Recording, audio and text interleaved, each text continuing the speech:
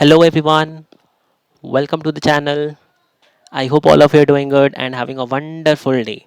So my name is Nikhil and I welcome you all to this amazing lecture series which is one concept, one video. So this is holistic new approach to understand mathematics, like each and every concept in detail. Okay, so in this lecture, which is the lecture number 5, and in this lecture we are going to discuss the properties part 4, right? तो अभी तक हमने already 4 lectures कर लिए हैं. First lecture में हमने देखा था फैमिली ऑफ नंबर्स के बारे में, उसको कैसे रिप्रेजेंट करते हैं, राइट?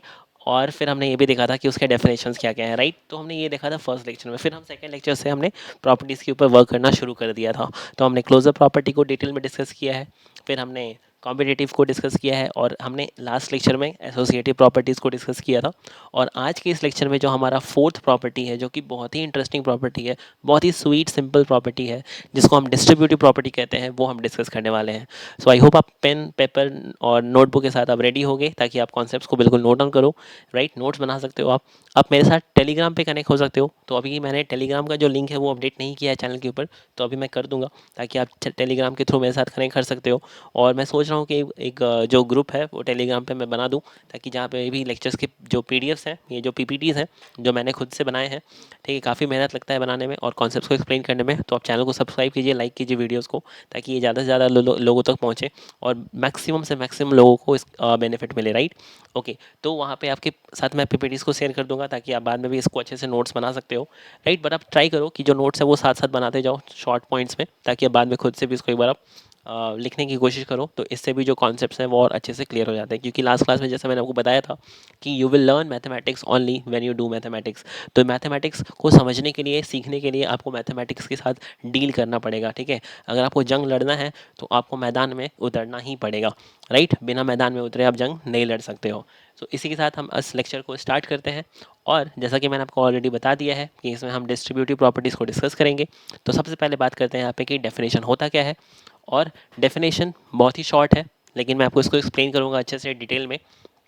तो जो स्टेटमेंट है वो क्या बोलता है, let me read the statement first. So multiplying a number with the sum oblique or difference of other two numbers is the same or is same as taking the sum difference of the product of the first number with the other two numbers. तो I hope कि आपको जो language है वो थोड़ा थोड़ा समझ में आ रहा होगा, बट मैं जब आप उसको एक्सप्लेन कर दूंगा ना हर एक टर्म को, तो आपको ये स्टेटमेंट बिल्कुल ही सिंपल, बिल्कुल ही अच्छे से समझ में आ जाएगा, राइट? सिंपल तरीके से, राइट? तो यहाँ पे फिर से जो स्टेटमेंट्स में जो आप देख सकते हो ना कीवर्ड्स, उसको हमने यहाँ पे हाईलाइट करके रखा है. तो मैं आपको एक चीज़ यहाँ पे बताना चाहता हूँ कि जब भी आप एग्जाम्स में, ठीक है, आंसर्स लिख रहे हो ना, तो जब भी आप स्टेटमेंट लिखते हो या फिर आप कोई भी किसी भी क्वेश्चन का आंसर करते हो, राइट, तो उसमें आप ट्राई करो कि जो कीवर्ड्स है ना उसको आप हाईलाइट करो, ठीक है? क्योंकि कीवर्ड्स को हाईलाइट करने से क्या होता है ना कि जो एग्जामिनर्स होते हैं उनका जो फोकस होता है वो बिल्कुल उन कीवर्ड्स के ऊपर जाता है, और उन्हें लगता है कि हाँ चलो बच्चे को जो है वो मेन कीवर्ड्स पता है यहाँ पे किस तरह से डेफिनेशंस में कीवर्ड्स को यूज़ किया जाता है. अब आप डिफरेंट डिफरेंट कलर्स के पेन तो यूज़ नहीं कर सकते हो एग्जाम में, तो आप सिंपली पेंसिल के थ्रू आप उसको अंडरलाइन कर लो, तो वो भी एक हाईलाइटेड यहाँ पे एक फील देता है, राइट? ओके, तो इसी तरह से एग्जाम्स में आप अपने आंसर्स को प्रेजेंट कर सकते हो, क्योंकि जितना ज़्यादा अच्छे से आप अपने आंसर्स को प्रेजेंट करोगे, आपके मार्क्स उतने ही अच्छे, मतलब आप चाह हो सकता है कि आपके जो मार्क्स है वो इम्प्रूव हो जाए, राइट? क्योंकि हाँ, प्रेजेंटेशन एक काफ़ी ज़्यादा इंपॉर्टेंट है, ठीक है? आपको कॉन्सेप्ट कितना भी अच्छा आता हो, बट अगर आप उसको अच्छे से प्रेजेंट नहीं कर रहे हो तो आपको मार्क्स शायद उतना अच्छे से ना मिले. बट अगर आपको कॉन्सेप्ट कम भी पता है ना, अगर आप उसको अच्छे से प्रेजेंट करके लिख रहे हो, तो हो सकता है कि आपके उसके जो मार्क्स है वो कंपनसेट हो जाए, राइट? आपको उसके मार्क्स मिल जाए. सो ट्राई कीजिए कि आप अच्छे से उसको रिप्रेजेंट करें एग्जाम्स में. तो आप समझते हैं यहाँ पे कि डेफिनेशन जो है वो स्टेटमेंट जो है वो क्या कह रहा है. तो मल्टीप्लाइंग अ नंबर, ठीक है, यहाँ पे हमने 3 नंबर्स की बात की है. तो 3 नंबर्स हैं, तीनों अलग अलग नंबर्स हैं. अब ऐसा सोचो कि तीनों नंबर्स ए बी सी हैं अलग अलग. तो किसी भी एक नंबर को, लेट्स से हमने ए को पिक कर लिया, तो अगर ए को, अगर आप बाकी 2 नंबर्स के एडिशन या सब्ट्रैक्शन से मल्टीप्लाई कर लो, ठीक है, बाकी 2 नंबर्स को ऐड करके उसको थर्ड नंबर के साथ मल्टीप्लाई कर रहे हैं, यानी कि ए के साथ मल्टीप्लाई कर रहे हैं, या उसके डिफरेंस को आप मल्टीप्लाई करो, तो वो बिल्कुल सेम रहेगा. अगर आप पहले ही जो नंबर ए है उसका आप प्रोडक्ट कर दो बी और सी के साथ, फिर उसको आप ऐड करो या सब्ट्रैक्ट करो अकॉर्डिंगली, तो आपका जो रिजल्ट आएगा वो बिल्कुल सेम आएगा. ओके, सो एक बार मैं फिर से इसको रिपीट कर देता हूँ, या फिर आप रिवाइंड करके एक बार इसको एक बार फिर से सुन लो। तो multiplying a number with the sum और difference of other two numbers, बाकी दो नंबर्स के सम या डिफरेंस के साथ अगर हम थर्ड नंबर को मल्टीप्लाई करते हैं, किसी भी नंबर को मल्टीप्लाई करते हैं, तो जो आपका रिजल्ट आएगा वो बिल्कुल सेम रहेगा अगर आप पहले ही उस थर्ड नंबर को आप दोनों नंबर्स के साथ मल्टीप्लाई कर लो और फिर उनके बीच का आप एडिशन या सब्ट्रैक्शन देख लो, तो आपका जो आंसर रहेगा वो बिल्कुल सेम रहेगा। ठीक है, अभी जब हम फॉर्मूले को यानी कि जो एक्सप्रेशन है उसको अगर आप देखेंगे ना, आप समझोगे, तो ये जो स्टेटमेंट है वो और अच्छे से क्लियर हो जाएगा। तो एक बार हम पहले स्टेटमेंट को समझ लेते हैं, फिर वापस से आके इस डेफिनेशन को एक बार रीड करेंगे, तो आपको चीज़ें और अच्छे से क्लियर हो जाएंगी, राइट। ओके, तो यहाँ पे आप देखोगे तो जो डिस्ट्रीब्यूटिव प्रॉपर्टी होता है ना, वो दो तरीके का होता है। Okay, so it is of two types. First जो आपका होता है वो distributivity of multiplication over addition होता है, और जो सेकंड होता है वो होता है distributivity of multiplication over subtraction. तो सिंपल आप देख सकते हो, यहाँ पे मल्टीप्लिकेशन की बात की है हमने, सम और डिफरेंस की बात की है, तो ऑब्वियसली इस तरह से हमने इसका नाम रखा है। ओके, अब यहाँ पे समझ लेते हैं एक बार दोनों को अच्छे से डिटेल में एक ही करके। तो जो फर्स्ट है हमारे पास वो है distributive property of multiplication over addition, या जिसको आप बोल सकते हो distributivity of multiplication over addition. तो यहाँ पे पहले आप इसका ये जो स्टेटमेंट है अब देख लो। तो किसी भी तीन रैशनल नंबर्स को आप देखोगे ए बी सी, ठीक है, किसी भी तीन rational numbers A B C को अगर आप चेक करोगे, तो अगर ये वाला जो एक्सप्रेशन है, ये वाला जो स्टेटमेंट है, अगर वो सेटिस्फाई कर रहा है ना, तो उस केस में इसे हम डिस्ट्रीब्यूटिव प्रॉपर्टी कहते हैं। और जो रैशनल नंबर्स हैं वो डिस्ट्रीब्यूटिव प्रॉपर्टी को फॉलो करते हैं, तो ये ट्रू भी होगा। इसको अभी हम वेरीफाई करेंगे और चेक करेंगे कि कैसे ये ट्रू है। तो यहाँ पे आप ध्यान देना, A into bracket of B plus C will be equal to bracket of A into B plus bracket of A into C. तो यहाँ पे आप डेफिनेशन एक बार रिकॉल करो। For if we have a number, अगर आप किसी भी एक नंबर को किसी अदर टू नंबर्स के सम या डिफरेंस, तो अभी हम सम की बात कर रहे हैं, एडिशन, तो अगर आप किसी दो नंबर्स को ऐड करके आप उसको थर्ड नंबर के साथ मल्टीप्लाई करो, किसी दो नंबर को ऐड करके आप उसको थर्ड नंबर के साथ मल्टीप्लाई करो, तो यहाँ से जो रिजल्ट आएगा वो बिल्कुल सेम आएगा अगर आप पहले ही उन दो नंबर्स को यहाँ पे उस थर्ड नंबर के साथ मल्टीप्लाई करके फिर आप उनके बीच का एडिशन कर दो, फिर उनको आप ऐड कर दो। तो दोनों तरफ से यहाँ पे आप देखोगे तो ये सेम रिजल्ट यहाँ पे हमें देता है। तो एक काम करते हैं, इसको वेरीफाई करके देख लेते हैं कि ये सही है या गलत है। ठीक है, तो इसको वेरीफाई करने के लिए हमारे पास तीन नंबर्स हैं, उस तीन नंबर्स को यहाँ पे आप ले लो। आप कोई भी तीन नंबर रैशनल नंबर ले सकते हो, पिक कर सकते हो, और आप इसको एल एच एस और आर एच एस में पुट करके सेटिस्फाई करके चेक कर सकते हो, right. Okay, so for verification let us consider three numbers A B C. The A is 7/5, B is -3/12, जिसको आप -1/4 भी लिख सकते हो, राइट। और फिर हमारे पास सी जो है वो है 5/12 है। Okay, so let us verify. And verify करने के लिए आपको जैसे पता है कि हम एल एच एस और आर एच एस वाला कॉन्सेप्ट यूज़ करते हैं, तो सबसे पहले हम एल एच एस की बात करते हैं, राइट। तो एल एच एस में हमारे पास है क्या लिखा हुआ, A multiplied with the sum of B and C, right? A multiplied with the sum of B and C. So now we are going to put the values here and let's simplify. So A is equals to 7/5, which is multiplied with the sum of B and C, which is -3/12 and 5/12. Okay, तो अब यहाँ पे simply क्या करना है, हमें BODMAS को follow करते हुए सिंप्लीफाई कर लेना है। तो 7/5 तो जैसे था अभी एज इट इज़ रह जाएगा। अब हम पहले ब्रैकेट को सिंप्लीफाई करते हैं, तो यहाँ पे 12 दिख रहा है हमें डिनोमिनेटर में, तो यहाँ पे हमारा एलसीएम क्या हो जाएगा, 12 हो जाएगा, राइट। तो यहाँ पे हमारे पास न्यूमिनेटर में -3 बनेगा और यहाँ पे +5 बनने वाला है। ओके, अब आप इसको सिंप्लीफाई करो, देखो क्या आ रहा है, 7/5 आ रहा है यहाँ पे multiplied with, okay, -3 + 5 will be 2/12। तो अगर आप यहाँ पे सिंप्लीफाई करते हो तो यहाँ पे देखोगे 2 और 12 यहाँ पे 1/6 टाइम्स कैंसिल हो जाएंगे, तो 7 into 1 will B 7 and 6 into 5 will be 30। तो यहाँ पे हमारे पास जो एल एच एस है उसकी वैल्यू कितनी आ गई है, एल एच एस की वैल्यू आ गई है हमारे पास 7/30। अब हम आर एच एस को वेरीफाई कर लेते हैं। तो आर एच एस में क्या लिखा हुआ है आप देखना ध्यान से, bracket of A into B and then added with bracket of product of a and c. Okay, so product of a and b added with product of a and c, so this will be same। अगर आप देखोगे यहाँ पे तो ये बिल्कुल same आएगा, तो बस इसको वेरीफाई कर लेते हैं, वैल्यूज को पुट करेंगे। तो यहाँ पे a की जगह पे हमने पुट कर दिया 7/5, b की जगह पे हमने पुट कर दिया -3/12 है ना। तो एक काम करो, आप यहाँ पे इसको ब्रैकेट के अंदर रख लो ताकि यहाँ पे कन्फ्यूजन हो जाए, जब भी दो साइन एक साथ होता है ना, तो एक को हम यहाँ पे ब्रैकेट में पुट कर लेते हैं एंड देन ए की वैल्यू 7/5, इसको हमने मल्टीप्लाई कर दिया सी के साथ विच इज़ 5/12। ओके, अब आप ध्यान से सिंप्लीफाई कर लेते हैं, राइट। ओके, सो यहाँ पे देखो कैंसलेशन तो नहीं हो रहा है इस ब्रैकेट में, तो 7 × -3 ये -21 हो जाएगा, और यहाँ पे 5 × 12 अगर आप करोगे तो यहाँ पे 60 आ जाएगा। ओके, हाँ, यहाँ पे कैंसलेशन हो रहा था 3 और 4 के साथ, तो कोई बात नहीं, यहाँ पे हमने डायरेक्टली इसको ऐसा कर दिया। यहाँ पे आप सिंप्लीफाई कर लेना। ओके, कोई बात नहीं उसके। तो यहाँ पे 5 और 5 कैंसिल हो गया, और यहाँ पे 7/12 बच गया है। ओके, यहाँ पे भी एक काम करते हैं ना, इसको भी सिंप्लीफाई कर लेते थोड़ा। तो यहाँ पे 21 है और यहाँ पे नीचे 60 है, तो ये किससे कैंसिल होता दिख रहा है हमें? आई गेस ये हमारे पास 3 से कैंसिल होता दिख रहा है, तो यहाँ पे -7 आ जाएगा। और नीचे अगर आप बात करोगे तो यहाँ पे 4 × 5 यहाँ पे 20 हो जाएगा, राइट। यानी कि हमारे पास -7/20 है, और साथ में यहाँ पे 7/12 है। ओके, अब यहाँ पे आप चेक करो, क्या ये वैल्यू 7/30 आएगी? आनी तो चाहिए थी। यहाँ पे कुछ गड़बड़ कर दिया क्या हमने?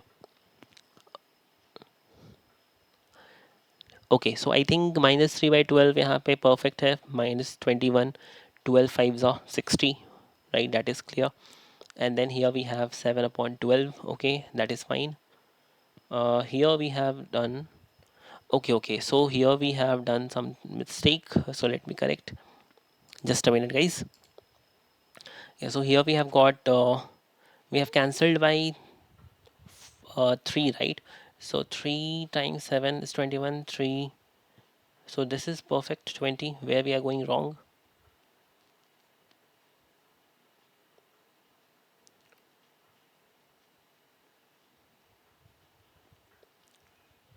Okay, let us see over here. Let us do the calculation once again.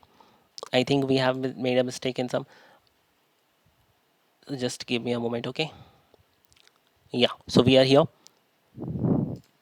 So let me do the calculation once again, just like we have done. So here let's cancel this with 4.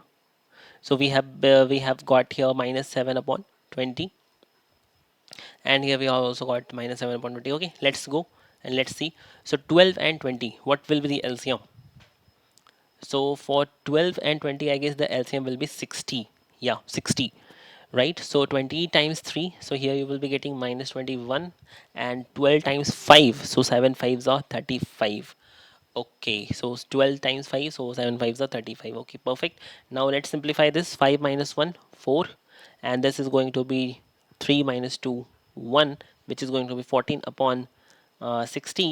Now you can see if you cancel by 2, it will give you 7/30, which is exactly the same, right. तो आप देख सकते हो कि L H S और R H S की value यहाँ पे बिल्कुल इक्वल आ गई है, तो यहाँ पे ये जो प्रॉपर्टी है वो वेरीफाई हो गया है। तो आई होप आप सबको यहाँ पे क्लियर हो गया है कि किस तरह से हम यहाँ पे डिस्ट्रीब्यूटिव प्रॉपर्टी को वेरीफाई करते हैं।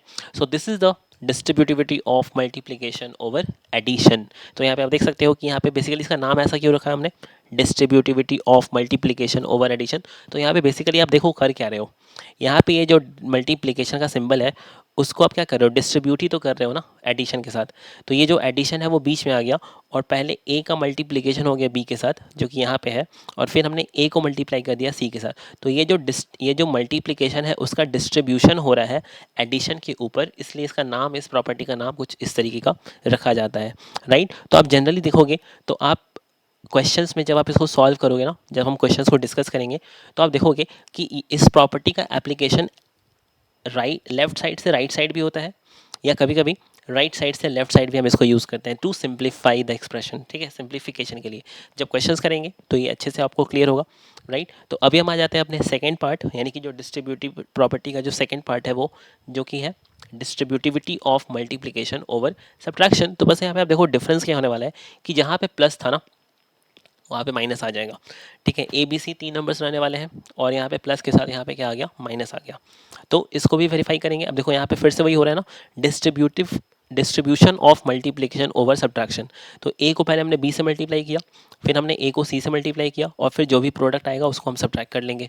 तो यहाँ पे या तो पहले आप डिफरेंस करके उसको थर्ड के साथ मल्टीप्लाई करो, या फिर आप पहले दोनों नंबर्स को थर्ड नंबर के साथ मल्टीप्लाई करके फिर आप उसका डिफरेंस लो, सेम ही रहने वाला है। तो यही तो हमारा स्टेटमेंट था, राइट। यही सेम स्टेटमेंट तो हमने लिख के रखा था ना। ओके, तो अब इसको वेरीफाई करने के लिए वापस से हम उन 3 नंबर्स को यहाँ पे कंसिडर कर लेते हैं, और वापस से यहाँ पे आप एल और आर करोगे, right. Okay, so let us see यहाँ पे एल और आर की वैल्यूज़ लिख लेते हैं पहले। तो एल में हमारे पास क्या है, we have A into B minus C. अब यहाँ पे बिल्कुल सेम, यहाँ पे आप देखोगे सिंप्लीफाई करने का तरीका वही रहने वाला है। तो ए की वैल्यू यहाँ पे हमारे पास 7/5 है, okay.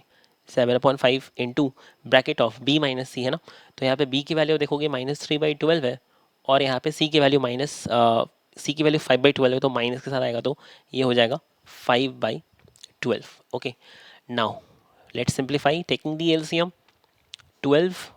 So we have got -3 -5 and 7/5 into -8 यहाँ पे आ जाएगा, और नीचे 12 आ जाएगा। इसको अभी फिलहाल ब्रैकेट में रखेंगे। तो यहाँ पे आप कैंसिलेशन कर सकते हो 4 के साथ, 4 2 ज़ार 8, 4 3 ज़ार 12। Now if you multiply you will get, यहाँ पे ध्यान रखिएगा माइनस भी है, तो 7 into -2 -14, 5 into 3 that will be 15. Okay, so this is the value of our LHS. Now let's see the value of RHS. Okay, तो RHS में क्या लिखा है हमारे पास, A इंटू बी लिखा हुआ है, minus bracket of A into C लिखा हुआ है। Now we are going to put the values here, now we are going to put the values. So A is 7/5, B is -3/12, so a little small bracket over here, A is 7/5 and C is going to be 5/12। तो वापस से simplify करेंगे इसे, so this will be 4 times gone, and this 5 will get cancelled. Now we are getting -7/20, and then minus with -7/12. Okay, now let's take this LCM of 12 and 20. So what is the LCM of 12 and 20? We have just seen, हमने अभी देखा था 60 आता है, right. so 20 times 3, तो यहाँ पे आ जाएगा -21, और 12 टाइम्स 5, तो यहाँ पे आ जाएगा 35। ओके, जब आप यहाँ पे देखोगे तो माइनस माइनस प्लस हो जाएगा, तो 5 + 1 will be 6 and 3 + 2 will be equal to 5, so -56/60। Now if you cancel by 4, तो अभी आप देख सकते हो -14 आ जाएगा, और यहाँ पे 15 आ जाएगा। So now we are getting the same result, so we can say LHS is equal to RHS, hence it is also verified. तो ये भी प्रॉपर्टी यहाँ पे हमने वेरीफाई कर लिया है। सो आई होप आप सबको क्लियर है किस तरह से हमने जो डिस्ट्रीब्यूटिव प्रॉपर्टी है वो हमने एडिशन और सब्ट्रैक्शन के ऊपर, जो मल्टीप्लिकेशन का डिस्ट्रीब्यूशन होता है, वो हमने दोनों ही यहाँ पे प्रॉपर्टीज़ को वेरीफाई कर लिया है। तो अब यहाँ पे आप एक चीज़ सोचना, सोच के देखो, क्या हम मल्टीप्लिकेशन के ऊपर मल्टीप्लिकेशन डिस्ट्रीब्यूट कर सकते हैं क्या? यानी कि यहाँ पे कहने का मतलब ये है कि क्या हम ऐसा लिख सकते हैं, a into bracket of b into C, इसको भी हम ऐसा लिख लें, a into B and then into a into C, यानी कि हमने यहाँ पे मल्टीप्लिकेशन का डिस्ट्रीब्यूशन किया है मल्टीप्लिकेशन पे। तो क्या ऐसा करना सही है? सोच के देखो आप, ठीक है, और जल्दी से मुझे आप बताओ कमेंट्स में, क्या ये सही है ऐसा?